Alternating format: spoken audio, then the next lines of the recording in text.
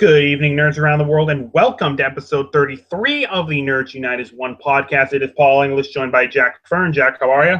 Good, how are you? Doing good, doing good. Just going to be the two of us today. That's all right. We'll get through this. Today's topic, we are going to be counting down. Going to change it up a little bit to something we normally don't do, but something we can also be nerdy about. We're going to be counting on our top 10 favorite music bands / groups / artists and all that. We'll also be naming a song that we like from each artist, so that'll come later. First, though, we got to get to some news that I wanted to go over last week, but could not, unfortunately. Quite a bit of big movie news that I want to go over, so let's get started. So, you ready, Jack? Yeah, I'm ready. All right, so this first article I have comes from comicbook.com. This was released on August 11th. It's the new rumors coming out that with the upcoming Power Rangers movie coming to the big screens in January of 2017, it has been reported by comicbook.com that the 5 Rangers will be the 5 original Rangers that were used at the very beginning. So Jason, Trini, Billy, Kimberly, and Zach. And this article has also released the bios of these characters. This information comes from a source from Collider. So I'm going to read down a quick biographical information on all the characters here. And I got to be honest with you. One thing they all have in common, the characters are all 17 years old in this movie. And one thing I like about them is that, as much as I love the original Power Rangers, you gotta admit the characters were like goody goods. I mean, they were. If you were to ask, a parent what would be like your ideal teenager, they would describe one of the Rangers in that show. So these Rangers right here, they're gonna be more like real teenagers with real problems. So example of that being Jason, the Red Ranger. He was a legendary freshman quarterback with the skills to take him to the NFL. Everyone knew him. He was loved by all until one day he had a car accident and busted out his knee, and he winds up becoming a shell of himself. Like, wow. Then there's Kimberly, unconventionally cool in a way with the popular girls wish they were. She used to be one of them, but isn't anymore. She was out of school for 6 months. No one quite knows why. And she's become a bit of a edgier person. Trini is a loner, self-sufficient, contemplative, but always observant. She wants to have friends, but she'll never admit it. Then there's Billy, who's slight and awkward, challenged by his abilities to communicate and interact socially. Still incredibly smart, but very odd. And then Zach, who is a party animal. He's tough and cool on the exterior, charming guy who's never had trouble with one-liners nor lack confidence around women. He seems to be have everything in control, except he's hiding a secret that he lives in a trailer park with his single mom, and because of this, he feels inferior to everybody. So I was reading this article, and I got to tell you, like I said, these feel like real teenagers with real problems, and I like it. I think it's a different direction, but it's a welcome addition change to the Rangers. Going to make them more identifiable, I think. So, if this is true, I am all for it. So, Jack, give me your thoughts about the way the Rangers are rumored to be described as. I'm not a huge fan. I mean, I used to like them. I kind of grew out of it, but this seems interesting to me. I wonder who they're going to get to cast these people. I think that'll be the most interesting thing: is who are they going to cast? I agree completely. I don't know. I've been hearing rumors like certain names being attached to the project. Like I'm hearing Chloe Grace Moretz attached to this movie. I've even heard, I think I brought this up once before, Liam Neeson's been rumoredly attached to this movie. I don't know. All I know is it's the 5 main Rangers. Rita's the villain. Zordon's going to be in there. We kind of get a glimpse of like the origins, I don't know. It's definitely going to be interesting. I can tell you that. If this is all true, I am definitely looking forward to this movie. I could not be more excited. All right, so let's get to the other news. Let's get to another news story that I wanted to bring up. Another rumor that's coming from technobuffalo.com. This was released also on August 11th. According to a report from Heroic Hollywood, when Spider-Man appears in next year's Captain America Civil War, he will be donning 2 different costumes in this movie. One will be homemade, something that he throws together to help conceal his identity when he's fighting crime, and the other will be tailor-made by Iron Man himself, a gift given to Peter Parker for an alliance formed between the 2 characters. But according to this article, it most likely won't be the Iron Spider suit seen in the Civil War comic. Instead, it'll be closely matched the familiar blue and red color that we are used to. So that is a new that is a report coming from Heroic Hollywood that Spider-Man will have 2 costumes in the upcoming Civil War movie. So I'm definitely digging on that. Jack, what about you? 2 Spider-Man costumes. What do you think about that? Well, it makes sense if they're gonna say, he's a 17-year-old kid or whatever who's been in, I think they're gonna differentiate himself from the others by saying, he doesn't have a great costume at first. He's gonna make a homemade one, and then Tony's gonna see get him on his side, and then Tony's gonna make him at some point a better suit. I think it's I would like to see the Iron Spider suit, but I think it's too early in this film. Maybe in the future, I would love to see it, but I think it's too early right now. I agree. But yeah, I would definitely like to see the Iron Spider suit as well, maybe, but definitely somewhere farther down the line. All right, so this last one I want to get to. This comes from Comic Planet Culture for Life.com. This article was published August 4th, and it's saying before this, there were rumors floating around that Tom Holland was going to have little more than an extended cameo in Civil War, that he was not going to be in there for very long. But this one is saying that while Tom Holland may be done playing his role as Peter Parker, Spider-Man isn't done yet. According to a rumor via Devin Veracci of Burst Movies Death, Tom Holland finished scene while Spider-Man is still filming his biggest superhero ensemble. Apparently, there is a stunt double filming a huge battle scene in Civil War, dressed as Spider-Man. So from the looks of it, it sounds like, well, Tom Holland may not be on screen very long. It looks like Spider-Man is going to have a bigger role in this movie than we originally thought. It looks like he's going to have a huge battle scene in this movie. That automatically makes me beyond excited. I'd love to see a big battle scene with Spider-Man in there. This is true. I can't wait for it. So, Jack, give me your reaction to this. I'm really excited. I figured it was going to be more than a cameo. I mean, there's no way Marvel would say for this film would let it be less than a cameo, and Sony would want it to be more than a cameo so they can get more hype for their reboot. Yes. And then I think Tom Holland is still there. I think I read a report that he's still filming in Germany today. Yeah, I was just going to bring that up. That the new something that I was reading was that he's actually in Germany filming some additional scenes. So might be more than the extended cameo we were told. So, I mean, hell, all the better. I mean, I want to see more. I want to see more Peter Parker. I want to see more Spider-Man. I can't wait for this. Yeah, I just want them to release the trailer already. Yeah, I want to see that trailer they released at the D23 Expo. Like, come on, guys, put that on YouTube, please. I can't wait for much longer for this. And it sucks because they haven't even said when they're releasing it. The movie? No, the trailer. Oh, yeah, absolutely. Yeah, come on, Marvel. Let's see a trailer for this thing. I'm chomping at... Come on, this is my #1 most anticipated film of the year, Marvel. Let's go. Give me a fucking trailer. All right, I digress. All right, so those are the news stories I wanted to go over. So let's get started with the main topic of our show today. We are going to be counting down our top 10 favorite music bands /group/artists.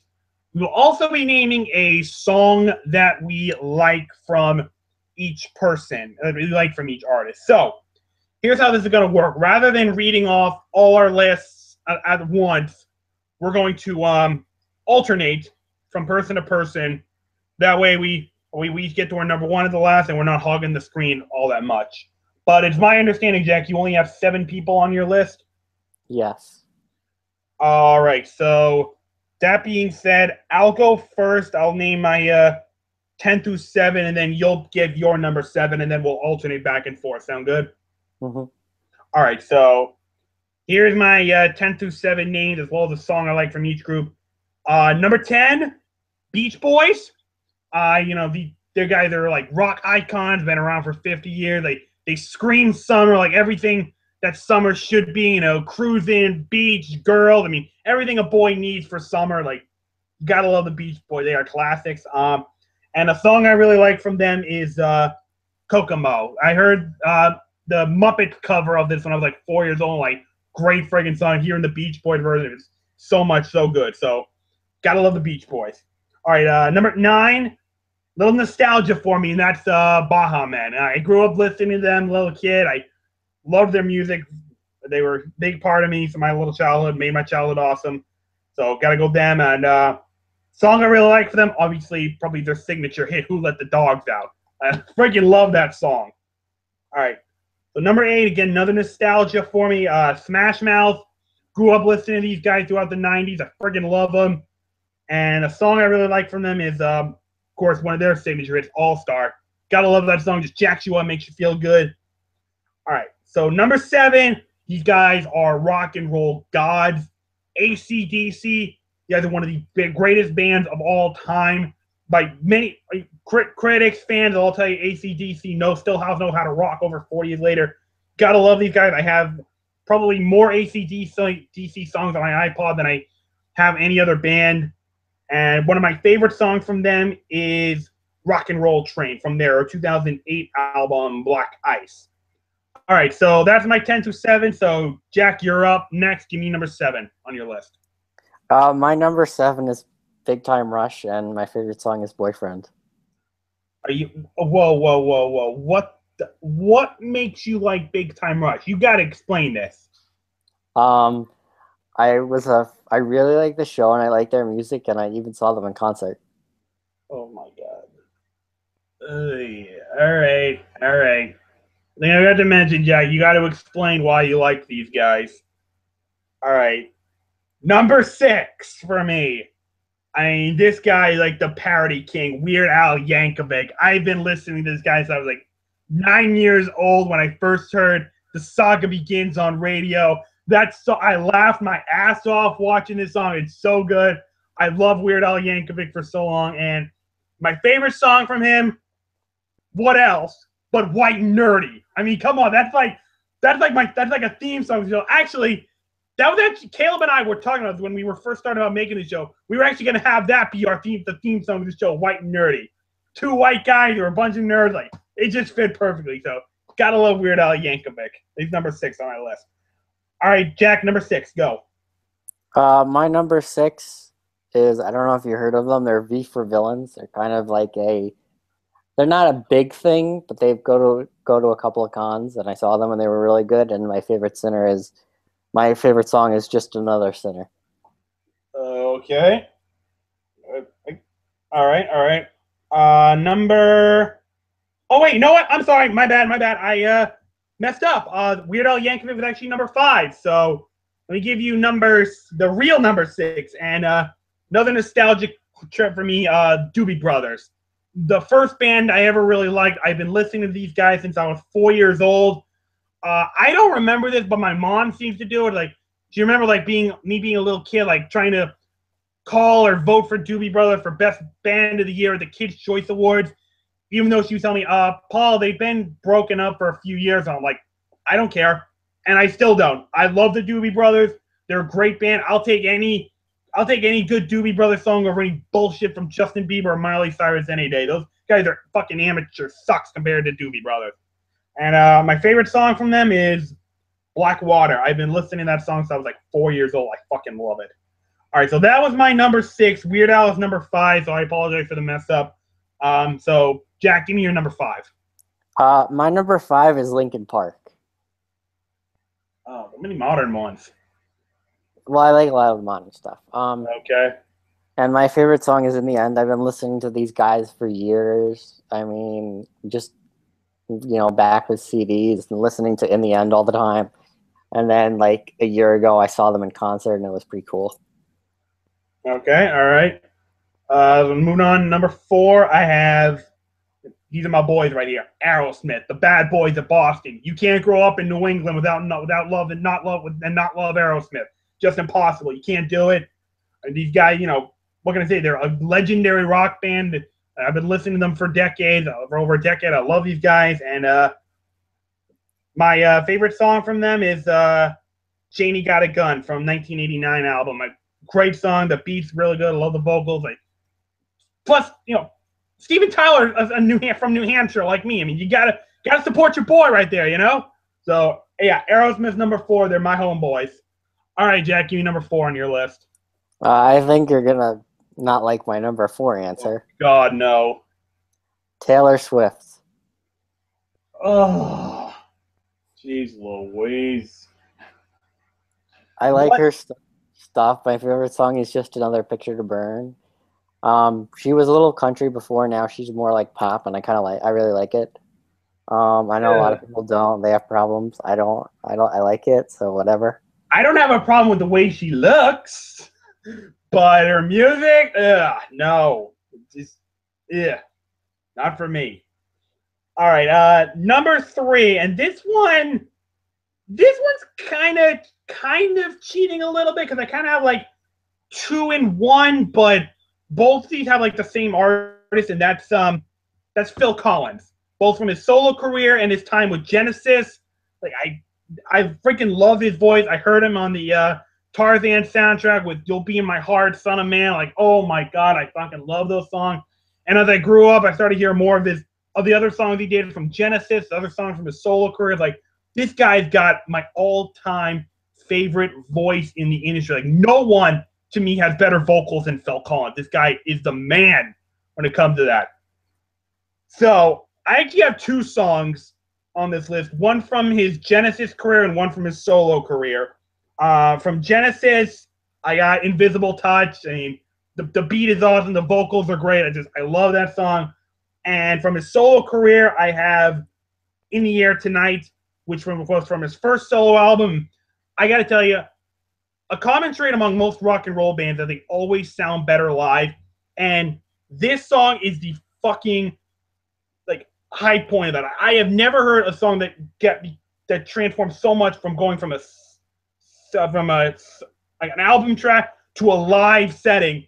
When Phil Collins plays this song live, you got to hear this song when he's done live. When he went from his Serious Hits album that he released, the Serious Hits Live in 1990, like, oh my God, it takes on this like anthem feel to it that gets, especially in the second half when he gets those bone crushing drums at the end. It just fills you with goosebumps. Just, oh my God, I can't even describe it. It's just unbelievable. Like, from a studio track to a live setting, the best the best song I've ever heard done live. Phil Collins is the man for this. Oh boy. All right, so that's my number 3. Jack, what's your number 3? My number 3 is the rapper Asher Roth. Okay. Do you know who? No. My favorite song is "I Love College." I heard that song a while ago, and then recently I've been listening to a lot more of his stuff on Pandora, and it's really good. Okay. So my number 2, I mean, everyone knows these guys. They're one of the most commercially successful bands of all time. The Eagles. I've been listening to these guys for a few years now. So when I saw their documentary that came out on Showtime a few years ago, I've really gotten into these guys. They have really great music. Their vocals are very good. It just, they write good songs that just, when you listen to them, a lot of their songs make you feel good. And my favorite song from, most people know them for Hotel California, but my favorite song from them is actually "Take It Easy." I mean, it just makes you feel so good when you listen to it, especially when they do it live. It's just really great song. So number 2 for me is the Eagles. All right, Jack, number 2 for you. Number 2 is Weird Al Yankovic. Yes, the man. And my favorite song is "Foil." I really like that song. It's a very good song. Very good song. And then recently on Saturday, I saw him in concert. Man, I would love to see a Weird Al concert. I'd love to go one. He's amazing. He wore different outfits. He did a bunch of he did some new stuff. He did some old stuff. He did both. He did both the Star Wars songs. With on stage, there was people dressed in stormtrooper outfits, and there was a Darth Vader and a R2 like D2 that was moving around. So it was awesome. Oh, bet it was, man. That's something I got. Like, I'd love to go see a Weird Al concert before he retires. All right, we've come to the moment of truth. Our number one favorite band / group / artist. Let's jump right in. One of the big things that I love about the 3D Sonic games that have come out since 1998, like the biggest sell for me is the music on these things. The songs on these games just alone, those alone make the games worth buying. Even if the games suck, you just want to soak in the great music on these video games. Like Sonic Adventure 2 probably has like my favorite gaming soundtrack of all time, and at the center of all these soundtracks since then has been my all-time favorite band, Crush 40. The songs they write for the Sonic games are just unbelievably good. I love them so much. Like I said, they just make the game, even if the game sucks, the fact that Crush 40 writes a bunch of songs for them, that alone makes you want to buy the game, just to soak in all those amazing tunes. So I love Crush 40, and my all-time favorite song from them was from the Sonic and the Black Knight game, the title song for that, Night of the Wind. Oh, just an incredible song. The guitar solo, the vocals, everything about it is just perfect. I love Crush 40. So that's my number one. Jack, what about you? I'm almost terrified to ask. What's your number one? My number one is Eminem. Okay, it could be worse, I guess. Wait, you're going to diss Eminem now? No, I'm not a big fan of rap music. I mean, I do have Lose Yourself on my iPod, but I mean, that's about it. I don't care for rap music. I love rap music. As you can see, I'm wearing an Eminem shirt right now. My favorite song is Mosh. All right. Where he talks about, and it's back going against Bush. And one of the things I really like about Eminem is he went after Bush, but then he did a lot of things that like a lot of other people didn't do. He actually went after Michael Jackson. Wow. And basically making fun of like the child accusation stuff. Mm-hmm. Like, it was pretty good. All right. Okay, so with all that, that's going to wrap up our episode tonight. Jack, thanks very much for being here. You're welcome. I need to listen to something good to get my mind off those artists. My God. All right, guys. We'll see you next week for our next week's show. Have a good one, everybody. Bye.